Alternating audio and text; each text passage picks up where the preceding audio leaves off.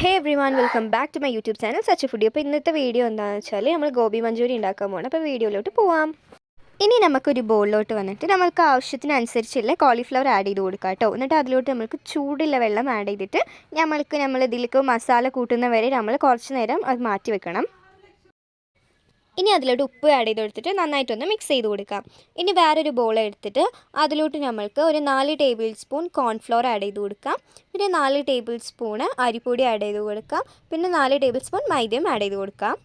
ഇനി അതിലോട്ട് ഇടേണ്ടത് 1 ടേബിൾ സ്പൂൺ റെഡ് ചില്ലിയും അതിലോട്ട് ഇനി 1/2 ടേബിൾ സ്പൂൺ മഞ്ഞൾപ്പൊടിയും ഇച്ചിരി കളർ പൊടിയും ഇച്ചിരി ഉപ്പും നമുക്ക് ആവശ്യത്തിനുള്ള സോയാ സോസും ജിഞ്ചർ ഗാർലിക് പേസ്റ്റും 2 ടേബിൾ സ്പൂൺ തൈരും ആഡ് ചെയ്തിട്ട് നമുക്ക് ആ കോളിഫ്ലവർ എടുത്തിട്ട് അതിലോട്ട് മാറ്റാം കേട്ടോ. ഇനി അത് നമ്മൾ നന്നായിട്ടൊന്ന് മിക്സ് ചെയ്തെടുക്കണം. ഇനി വേറൊരു പാൻ എടുത്തിട്ട് അതിലോട്ട് നമ്മൾക്കൊരു 5 ടേബിൾ സ്പൂൺ ഓയിൽ ആഡ് ചെയ്ത് കൊടുക്കാം. ഇഞ്ചി ചെറുതായി അരിഞ്ഞതും വെളുത്തുള്ളി ചെറുതായി അരിഞ്ഞതും ആഡ് ചെയ്തിട്ട് നന്നായിട്ടൊന്ന് വഴറ്റിയെടുക്കാം. ഇനി നമുക്ക് അതിലോട്ട് ഒരു ഹാഫ് സൈഡ് സവാള കട്ട് ചെയ്തത് ആഡ് ചെയ്ത് കൊടുക്കാം. എന്നിട്ട് നന്നായിട്ടൊന്ന് മിക്സ് ചെയ്ത് വഴറ്റിയെടുക്കാം കേട്ടോ.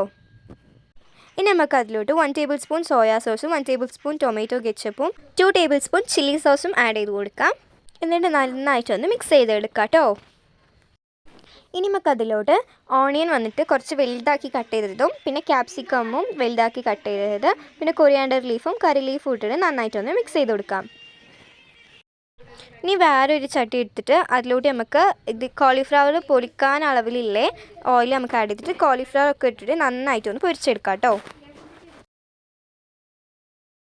ഇനി നമുക്ക് ആ പാന് ഒന്നും കൂടി അടുപ്പത്ത് വെച്ചിട്ട് അതിലോട്ട് നമ്മൾ നേരത്തെ പൊരിച്ച് കോളിഫ്ലവറിൻ്റെ വാട്ടർ ആഡ് ചെയ്ത് കൊടുത്തിട്ട് നന്നായിട്ടൊന്ന് മിക്സ് ചെയ്തിട്ട് ആ കോളിഫ്ലവറൊക്കെ ഒന്ന് പൊരിച്ചത് ആഡ് ചെയ്ത് കൊടുക്കാം.